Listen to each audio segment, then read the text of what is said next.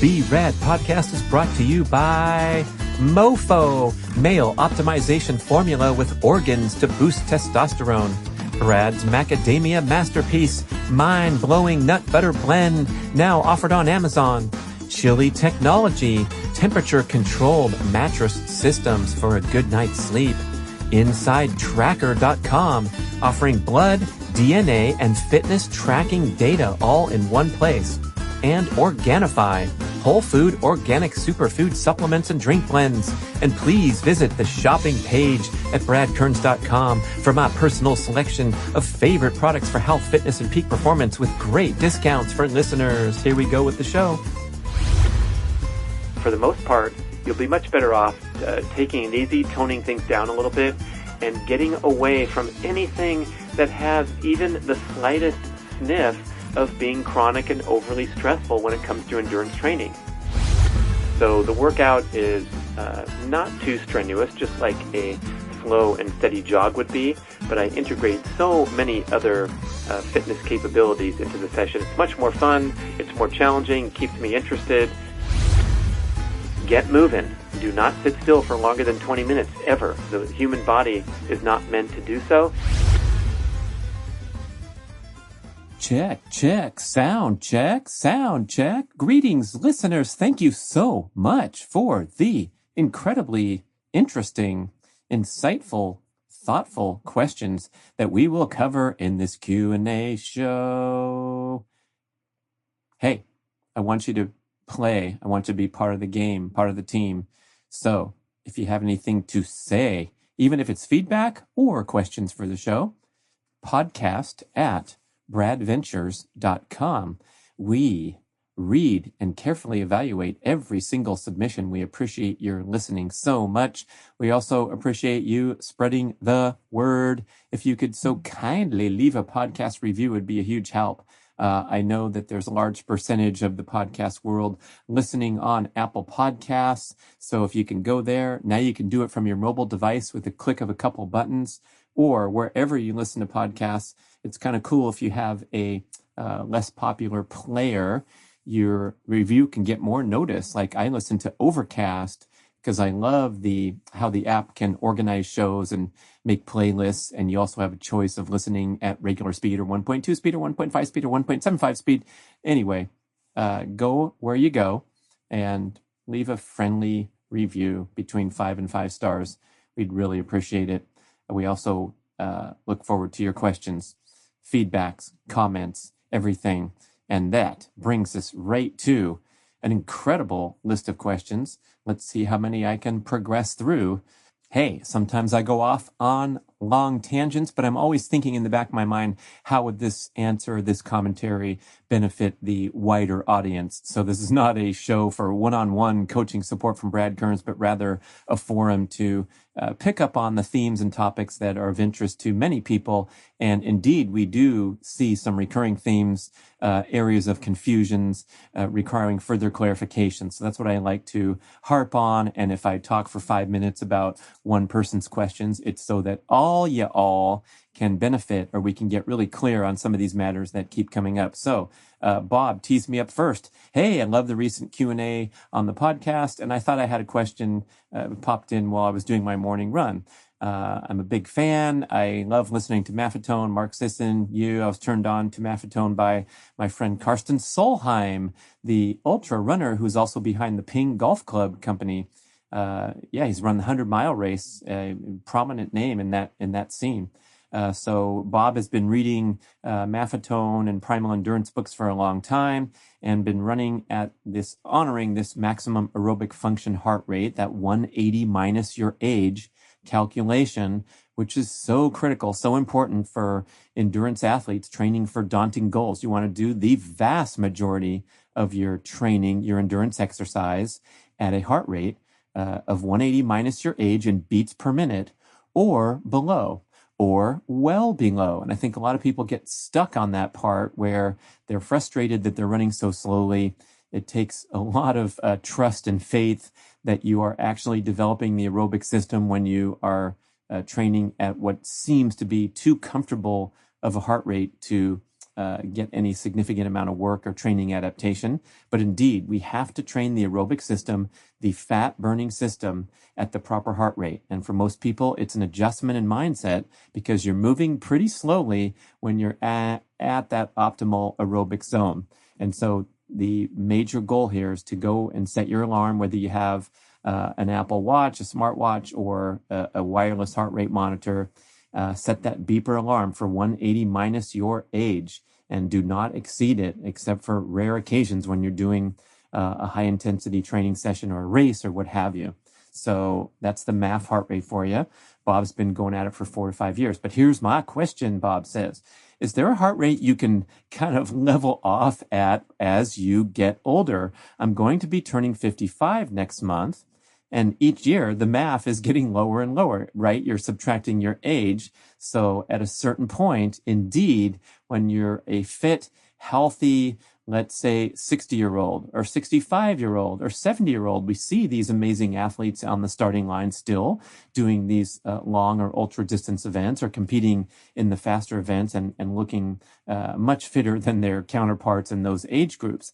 And so Maffetone himself agrees that at a certain point, you don't have to get this linear subtraction of your training heart rate, because a fit 60-year-old, if you go 180 minus 60, that's 120. But if you're fit, if you've had a succession of good results, lack of setbacks, lack of injuries, illness, breakdown, the things that a lot of endurance athletes struggle with, you can probably level off at a 125 or a 130 heart rate. And indeed, I'm 56 now, and I have been keeping my limit alarm at 130, which correlates to a 50-year-old, because I feel like I'm adapting just fine to the aerobic workouts that I do. And if you listen to the show, you'll know that I have tremendously de-emphasized steady state cardiovascular exercise in recent years in favor of a more varied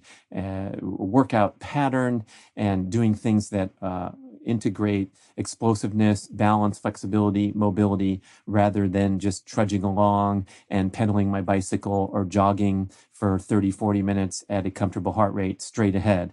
Look on YouTube for Brad Kern's Jogging 2.0.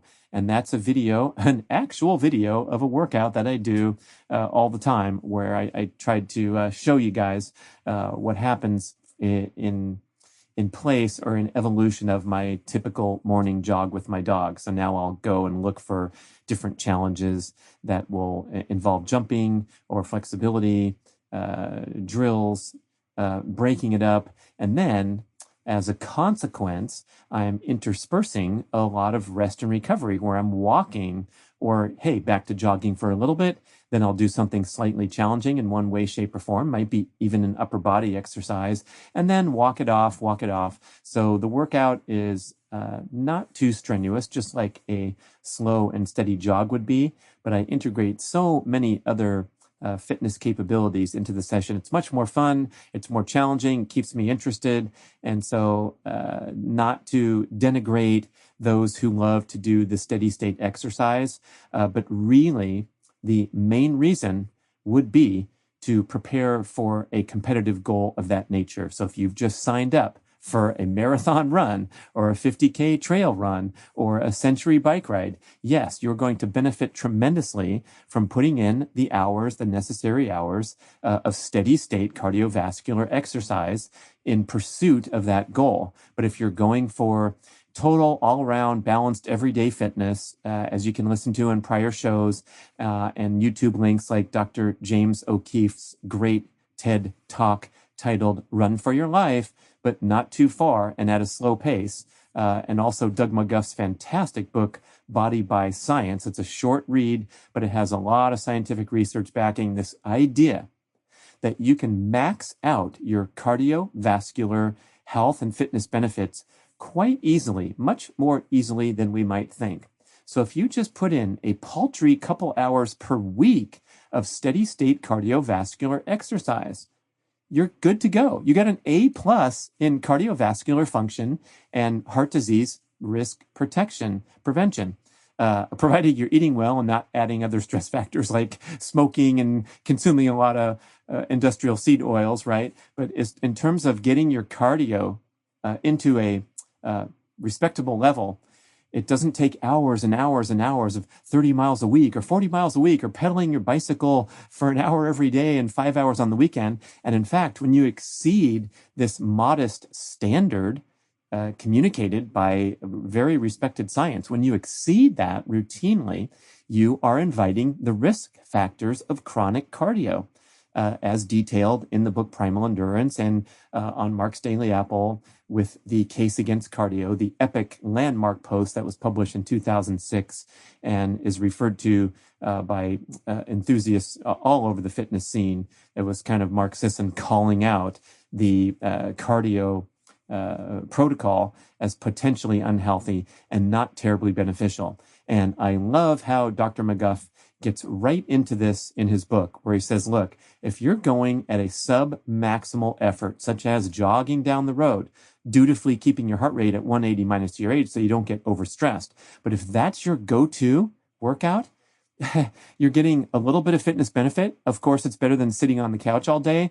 But if you're the person that goes and gets on the Stairmaster and watches CNN for 45 minutes at the health club and goes home, calling that your fitness regimen, you are missing out on the most profound and easily accessed benefits that come when you push your body really hard for a short duration with these brief, explosive, high-intensity workouts. We just did a great show with Dr. Craig Marker where he talks about this concept of high-intensity repeat training, where you're putting in an explosive effort, very short in duration. 10 to 20 seconds is the sweet spot, the window where you're going to get the most benefits. With a lot of rest in between these short efforts. And these short efforts could be sprinting on flat ground would probably be the best for bone density and the genetic signaling to drop excess body fat. But of course, you can do it on a stationary bicycle. You can do it swinging kettlebells. You can do anything that's explosive and lasts for around 10 to 20 seconds with a lot of rest in between them. And so as the subtitle reads, wait, I think it's in with Reach. I got to read the subtitle to you. So the book is called Body by Science. Here's the subtitle: A research-based program for strength training, bodybuilding, and complete fitness in 12 minutes a week. Yes, you can work out for 12 minutes a week and get fantastically fit and very likely with a greater return on investment than a workout regimen that lasts for 6 to 10 times to 20 times as long as that. So in 12 minutes, if you do it properly and throw down some really challenging stuff where you're breathing, your muscles are burning, they can't continue anymore, whether it's sets of pull-ups, sprints, bicycle sprints, whatever, if you do a smattering of that every week, you're going to get more benefit than trudging along and racking up the miles. And I think this is especially so as we get into the older age groups, where the number one goal for pursuing longevity as well as functionality, or what they call health span. So the goal should never be framed as just living a long time, because who wants to get wheeled around a nursing home in a wheelchair for 12 years with various family members visiting, none of whom names you remember? That's not what we're talking about. We're talking about health span, where you can be healthy and vital and energetic and go and enjoying outdoor activities and a life of fitness and energy. That comes from, anybody want to guess? Preserving muscle mass. When you preserve functional muscle mass, that muscle mass that's being used. So we don't have to be bodybuilder with the giant muscles walking around. That would be called aesthetic. What do they call that? Superficial muscle mass, looking good in the tight shirt. No, that's way beyond functional muscle mass, right? So functional muscle mass would be just looking fit and toned on the female side, and on the male side, most of us want to see additional muscle mass and less of the spare tire around the middle. So redistributing some of that weight that's gone to the wrong places over time. But if you can preserve that muscle mass as you age through the age groups, what's going to happen is this is directly correlated with a concept called organ reserve. And organ reserve is the functional capacity of your organs to operate beyond baseline level. So here we are sitting in a chair, you're driving along, you're listening to the podcast, you're watching Netflix in the evening, and your organs are all working just fine. Your liver, your kidneys are filtering fluid, your heart's beating, your lungs are breathing air. But that's the baseline level, which is not a big challenge for the body. But when you get up and are asked to ascend 2 flights of stairs or asked to walk half a mile on a trail around a park, that's when your organs, all of your organs, have to kick into gear to do a better job answering to the muscle's demand, right? So the demand you place on your muscles is directly correlated to the demand you place upon your organs. You're trying to breathe and send blood to the extremities when you're walking that path around the park. And so therefore, these organs are involved powering the muscles to climb up the mountain, walk around the park, lift the weight. And so by preserving muscle mass, it's kind of an indicator you're looking like someone who, if you took the scan inside the body, the organs are looking pretty darn good. In contrast, when you are experiencing diminishing muscle mass through the advanced age groups, this is directly corresponded to diminishing organ function.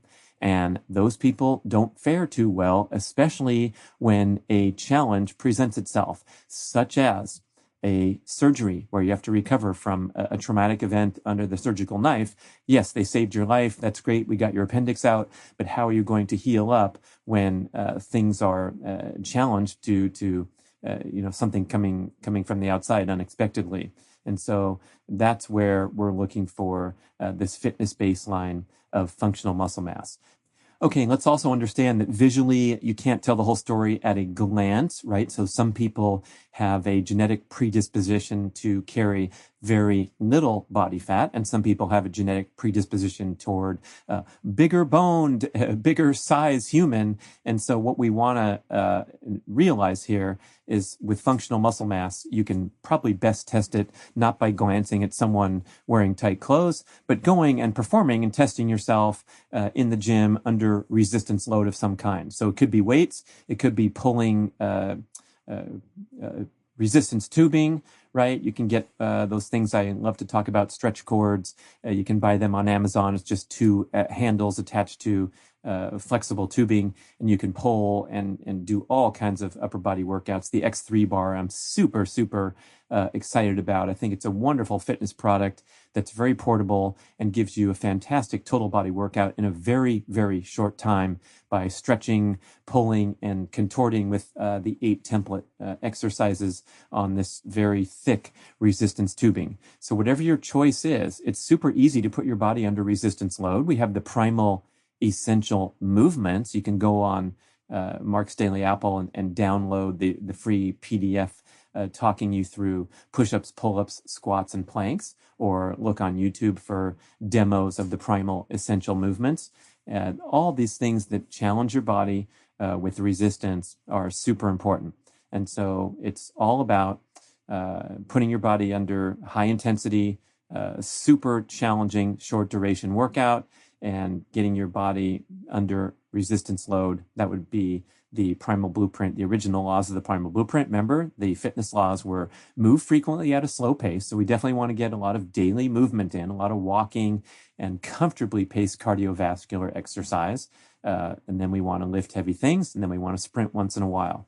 So that's a huge difference from just showing up at the gym or walking or being a endurance enthusiast who's putting in their 30 miles a week running or 100 miles a week cycling and thinking that that is the key to fitness. That is a very small sliver of the overall pie of what it means for functional fitness, anti-aging, preserving muscle mass as you age.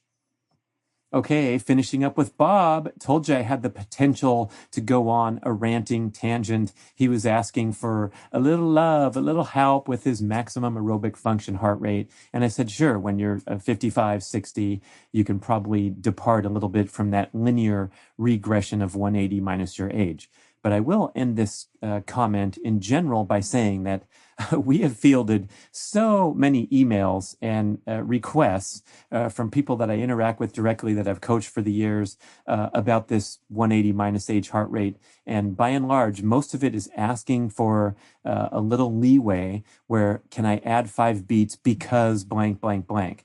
And for the most part, you'll be much better off taking it easy, toning things down a little bit, and getting away from anything that has even the slightest sniff of being chronic and overly stressful when it comes to endurance training. That means more days off. That means shorter and slower recovery workouts. And yes, once in a while, you can go push yourself and do a super cool track workout or a hill repeats with your buddies when you're training for the 10K or the half marathon. But by and large, most people are out there putting in workouts that are slightly too stressful, too frequently, with insufficient rest and recovery between these sessions. And again, they're working this tiny little sliver of fitness. I don't know why this has taken hold and become the mainstream approach to fitness. Perhaps we're looking at the great elite athletes of the world, many of whom we got to see in the recent Olympics from Tokyo. And you see these beautiful marathon runners like Eliud Kipchoge running and doing something great. And you're inspired too to go participate and try for a 26-mile challenge. But we can't look at this example of the elite athletes and try to apply it to our own lives because it's so extreme. They are much more genetically adapted to doing crazy stuff like racing for 26 miles at a pace per mile of 4 minutes, 32 seconds. That's what Kipchoge's world record sub 2-hour marathon equates to. It's unbelievable what they do. And they're at the very highest level of human performance. So what we want to do is kind of take some basic insights of the best way that the body works, minimize these overly stressful patterns that are so common in the fitness industry, and do it right. So you feel fun, lively, energetic. You're not tired. You're not trying to recover constantly from workouts that knock you out and make you sore and give you a little bronchitis that lingers for 9 weeks every winter. None of that stuff. We just want to push ourselves a little bit once in a while, make it nice and sharp and aggressive and explosive, and then go home with a little bounce in your step after you went and did some great work in the gym rather than lingering in there too long. Okay. At this rate, we will not be binging through a ton of Q&A, but I think that setup was so important that I'll probably just have to call this breather show the ultimate, choice of what workouts to do to promote longevity, health span, and get away from the chronic patterns that are so common. So this overarching concept about how to design a fitness program for longevity, for health, immediate instant gratification and fitness benefit, as well as looking down the road to how to age gracefully, I think we should wrap it up with some takeaway insights, some do's and don'ts. I went through the 3 Primal Blueprint laws very quickly, but let's see how this would look in general everyday application. So aside from those training for the next Olympics, hey, only 3 years now instead of 4, so you better get on it. For most of us here, just trying to balance busy life with some fitness objectives and make the most of our time, get the best return on investment for what we're doing out on the roads, in the gym, or in our home gyms. Let's kind of end with some takeaway message here. So we start with the cardio, which was the beginning of the show, and what heart rate's best and all that kind of thing. And we definitely want to achieve that A+ in cardiovascular fitness and disease prevention. So what we're talking about here is logging enough hours at a comfortably paced heart rate that we're going to, ask the cardiovascular system to be strong and functional. And that's surprisingly low, but hey, a lot of people are not even getting off their butt enough to walk the requisite steps per day. You've heard a lot about that 10,000 steps per day. I feel personally, and other experts agree, that it's kind of a ridiculous notion to spout out there as trying to get entrenched in conventional wisdom that we need to walk 10,000 steps a day. That's 5 miles, which is an extremely long distance for almost everybody, except for some of these bright, shiny countries like Australia and Switzerland. Both seem to have populations that are averaging that. routinely. I know a lot of people in urban areas like New York City are probably getting up near 10,000 steps a day just from the way that life is structured, where you're using public transportation and walking is the norm due to traffic congestion or whatever other reason. Maybe people out there in Mennonite, Amish territory are easily walking that much, walking around the farm property. But for most of us, it's probably too much to ask, and it's a little intimidating, or we feel disconnected from the goal because it's like 10,000. I know Mia Moore is playing around with her new toy, her Apple Watch, and we have an extremely lengthy walking day where we do a great hike and walking around town on vacation and looking at the thing, and it says 8,700. It's like, are you kidding me? How much more do you want us to walk before we can get into the gold star zone? So I'm going to say for a moment, forget about that 10,000 steps a day. Maybe you should shoot for a more reasonable, sensible goal of 3,000 or 4,000 and realize that that is an extensive amount of exercise and physical movement with walking at the centerpiece. Of course, there's other ways to get your movement objectives in, like pedaling a bicycle or a stationary bicycle or a rowing machine. But by and large, if we can just get out there and move around, maybe more than usual, but not this huge obligation or time burden, we're going to be doing quite fine on the cardiovascular exercise objective. If you have fitness goals, different story, right? Don't go trying to participate in a marathon if you're doing 3,800 to 7,200 steps a day. No, you're going to have to go there and approximate the challenge of the competitive goal on a regular basis in training. But let's just say for a moment that most of us probably are doing pretty darn well in cardio. We kind of have to now add this objective of movement hand in hand with cardio, but that's kind of two different things. So we have this heart and lungs. How well do they function? Are you getting your couple few hours a week of proper cardio exercise? Okay. Movement, different story, because the human does not like to remain still for prolonged periods of time. So there's this extreme health objective, it's super important, of just getting up and moving around throughout the day. Our genes expect a day featuring near constant movement of some way, shape, or form. And it doesn't have to be walking, but walking is the centerpiece of this objective. But it can also be active stretching. It can be my morning flexibility, mobility, leg and core strengthening routine that I talk about so much, and you can see on YouTube. Just doing things in the pattern of daily life that entail movement. As you heard on my shows with Dr. Herman Ponzer, an interesting phenomenon occurs when we sit still for hours and hours on end. And what this does is it prompts the horrible health condition of systemic inflammation. And this type of inflammation, this system-wide undesirable inflammation, is believed by most medical and health experts to be the root cause of virtually all forms of disease in the body. It starts with inflammation. And so by no fault of your own, you weren't deviously throwing down giant liters of root beer and Cheetos, whatever. Just sitting can trigger disease patterns. It's amazing. That's why this acronym, sitting is the new smoking, has a lot of relevance and literally is true.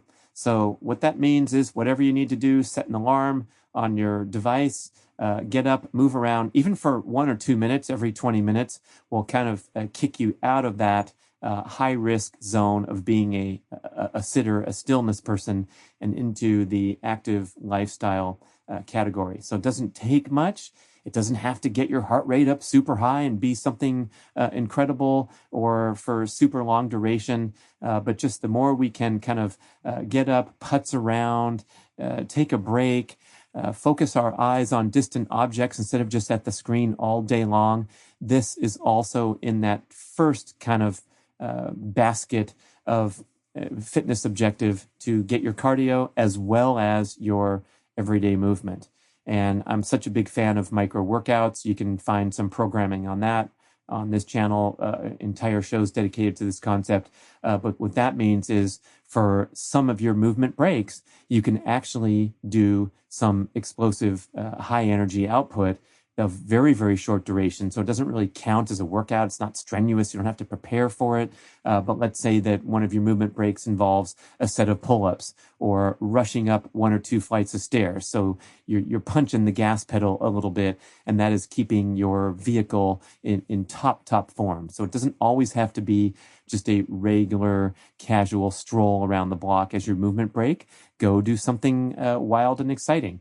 I think there's a YouTube video called Micro Workouts during the day or something like that. And you can see where I have the hexagonal deadlift bar loaded with a moderate amount of weight, and it's located on the path to the garbage can. So if I'm going to go throw away the garbage from the kitchen, which happens, what does that happen? Once every other day or something? It's my rule that when I pass by the bar, I do a single set. Hey, sometimes I might do more, but it's just kind of a fun thing to say, hey, I have these micro workouts in place in my daily life, and it's just sprinkled into my, as a habit, sprinkled into my routine. Same with climbing the stairs. My rule in the home is that when I have to ascend a flight of stairs during the day, I try to sprint every single time, or do a kind of a hopping drill or a lunging glute stretch or glute activation, something differently than just trudging up the stairs mindlessly. I want to be a little punchy and make it a little workout. So that's the movement objective hand in hand with cardio. And that leaves us with 2 more. One of them is to put your body under regular resistance load, right? You want to challenge the muscles with weight, whether that's body weight, whether that's pulling resistance tubing or lifting actual weights or working with the machines.